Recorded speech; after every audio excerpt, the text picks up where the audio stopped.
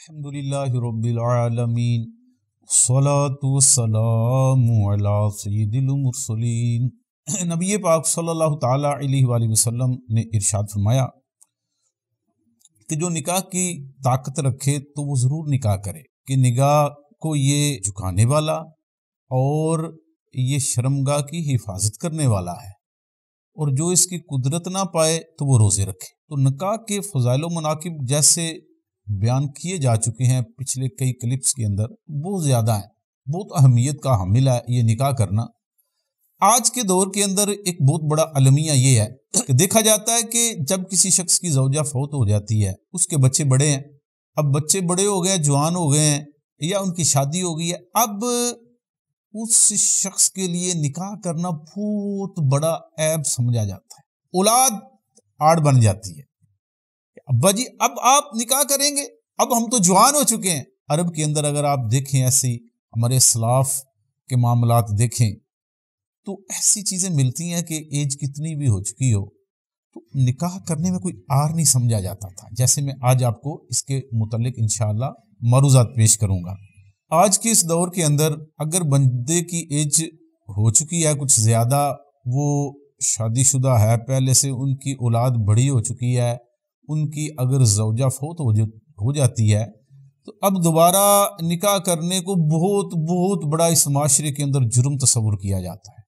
میں اپنی آبزرویشن بیان کر رہا ہوں آپ کو کہ میں اپنے جاننے والوں کو دیکھتا ہوں کہ ان کی زوجہ فوت ہو گئی، زوجہ فوت ہونے کے بعد انہوں نے ارادہ کیا کہ میں نکاح کر لوں، لیکن ان کے بچوں نے ان کو نکاح کرنے سے روکا، اس کے راستے میں آ گئے اور اس کو بہت بڑا اپنی اہانت سمجھنے لگے کہ والد صاحب اب جوان ہو چکے ہیں، اب ہماری شادیوں کی باری ہے کہ آپ کی شادی کی باری ہے۔ ان معنوں میں ان کو اس پاکیزہ سنت کو ادا کرنے سے روکا، وہ مجبور ہو کے باز آ گئے۔ لیکن میں نے خود دیکھا، اس چیز کا خود آبزرو کیا کہ ان کو زنا کے اندر مبتلا پایا۔ تو یہ چیز دیکھیں کہ یہ نکاح نے ان کو، نکاح نہ کرنے نے ان کو گناہ کی طرف پھیر دیا، کہ نکاح ایسی پیاری سنت ہے کہ جس نے ان کی ایمان کی حفاظت کرنی تھی، لیکن ہمارے اہل و عیال نے، ہماری بچوں نے ہم کو ایک یہ دنیاوی غیرت دلاتے ہوئے ہمیں ایک صراط مستقیم پر چلنے سے روک دیا ہے، اور دنیاوی آر کو بیس بناتے ہوئے ایک عمیق گھڑے کی طرف ہمیں لے گئے۔ تو یہ چیز ہے دنیا کے اندر بہت بڑا آر سمجھا جاتا ہے۔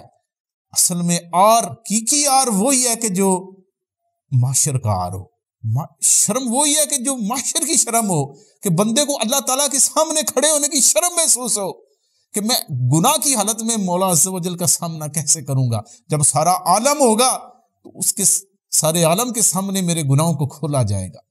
تو آج کے دور کے اندر دنیا میں اس کو بہت بڑی شرم کی بات تصور کی جاتی ہے۔ حالانکہ ہم اپنے اسلاف کے اگر معاملات دیکھیں، ہمیں ایسی چیزیں ملتی ہیں کہ ہمارے اسلاف بڑی عمر کے ہو گئے، ان کی اولاد جوان ہوگی، اولاد کی بھی اولاد ہو گئی، لیکن اس کے باوجود بھی انہوں نے نکاح کرنے سے ذرا بھی شرم محسوس نہیں کی۔ امام احمد بن حنبل رضی اللہ تعالیٰ عنہ، آپ کی زوجہ، آپ کے شہزادے عبداللہ بن احمد بن حنبل کی والدہ فوت ہوئی، آج ان کی والدہ فوت ہوئی، اور امام احمد بن حنبل رضی اللہ تعالیٰ عنہ نے دوسرے دن اپنا نیا نکاح کرا لی۔ تو آپ علیہ رحمہ نے ارشاد فرمایا کہ میں اس حالت میں اللہ تعالیٰ کے پاس جاؤں کہ میری کوئی بیوی نہ ہو، میں اس چیز کو پسند نہیں کرتا۔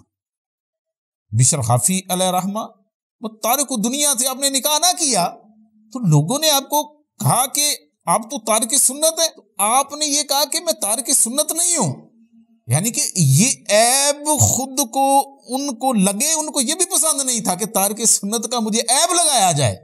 انہوں نے کہا میں تارک سنت نہیں ہوں، لیکن فرض کی مشغولیت کی وجہ سے میرا یہ معاملہ ہو گیا، تو لیکن یہ سنت کو ترک کرنے سے 100% بچا کرتے۔ امام احمد بن حنبل رضی اللہ تعالی عنہ نے بشر حافی علیہ رحمہ کے متعلق ارشاد فرمایا کہ بشر کی مثل کہاں ہے؟ اس کے باوجود بشر حافی علیہ رحمہ کو خواب میں دیکھا گیا تو پوچھا کہ اللہ تبارک و تعالی نے آپ کے ساتھ کیا معاملہ کیا؟ آپ نے فرمایا کہ اللہ تبارک و تعالی نے میرے درجے بلند کیے اور مجھے انبیاء کا سا مرتبہ عطا کیا، مجھے کہا کہ انبیاء جیسا مقام عطا کیا۔ احیاء العلوم کے اندر امام غزالی علیہ رحمہ نے اس کو لکھا ہے لیکن آپ نے ساتھ یہ بات بھی ارشاد فرمائی کہ میں شادی شدہ لوگوں کے مرتبے کو نہ پا سکا۔ یہ دیکھیں توجہ والی بات ہے۔ اور آپ کو کہا گیا آپ فوت ہوئے، آپ کے ساتھ ابو نصر بھی فوت ہو گئے، ابو نصر بھی فوت ہو گئے، آپ بھی فوت ہو گئے، آپ کے ہم اثر تھے۔ تو کسی نے خواب میں پوچھا بشر حفی علیہ رحمہ سے کہ سنائے کیا معاملہ ہوا؟ کہا کہ اللہ تعالیٰ نے مجھے بخش دیا۔ تو پوچھا سائل نے کہ ابو نصر کا کیا بنا؟ تو انہوں نے کہا کہ ان کو مجھ سے 70 درجے زیادہ عطا کیے گئے۔ سائل نے کہا یہ کیسے ہو سکتا ہے؟ ہم تو آپ کا درجہ کہیں زیادہ، ان کی نسبت آپ کا درجہ زیادہ سمجھتے تھے۔ تو آپ علیہ رحمہ نے ارشاد فرمایا کہ اہل و عیال کی مصیبت پر صبر کرنے کی وجہ سے اللہ تبارک و تعالی نے ان کے درجات کو زیادہ کر دیا۔ آپ اس میں توجہ کریں، کیسی بات ہے، کیسی ایج ہونے کے باوجود بھی انہوں نے اس چیز کا دنیاوی شرم کا لحاظ نہ رکھا، بلکہ انہوں نے کہا کہ شرم حقیقی وہی ہے کہ جو محشر میں ہمیں شرم کا سامنا نہ کرنا پڑ جائے۔ ابن مسعود رضی اللہ تعالیٰ عنہ صحابی رسول ہیں، نبی علیہ الصلوۃ والسلام کی قربت میں رہا کرتے تھے۔ آپ کیا فرماتے ہیں کہ اگر مجھے پتا چلے کہ میری زندگی کے 10 دن باقی رہ گئے ہیں، 10 دن باقی رہ گئے ہیں، تو اس کے باوجود بھی میں نکاح کیے بغیر کبھی بھی زندگی بسر نہیں کروں گا۔